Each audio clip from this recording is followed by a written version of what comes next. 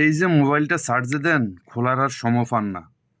এই জন্য ব্যাটারি ফুলে যাওয়ার একটা চান্স থাকে। রাতে চার্জ দিলে সকালে খোলেন, সকালে চার্জ দিলে বিকেলে চার্জ থেকে খোলেন। এই কারণে আপনার ব্যাটারিটা নষ্ট হয়ে যাওয়ার এবং ফুলে যাওয়ার একটা চান্স থাকে।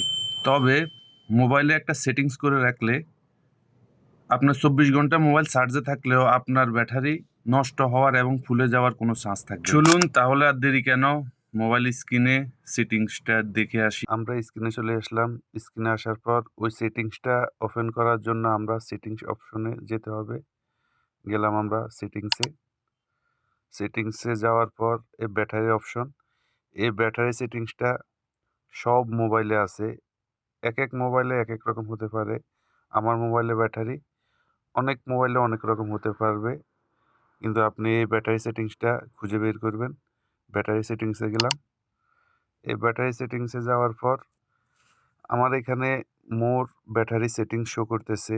এক মোবাইলে এক রকম শো করতে পারে। পাওয়ার সেভার মোডও শো করতে পারে। গেলাম আমরা এখানে।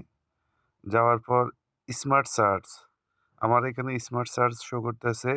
এখানে দেখেন ৮০% যখন আপনার চার্জ হয়ে যাবে আর ২০% আস্তে, আস্তে চার্জ হবে আর আপনার পাওয়ার সেভারটা অফ হয়ে যাবে। তারপর আপনি ১২ ঘন্টা না ২৪ ঘন্টাও যদি চার্জে যদি মোবাইল ফালাইয়া রাখেন তাহলে আপনার ব্যাটারি ফুলবে না এবং নষ্ট হবে না। বন্ধুরা, গ্যারান্টি।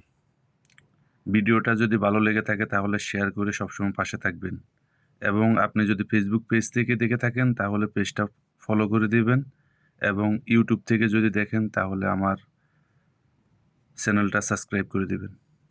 ওকে, ধন্যবাদ সবাইকে।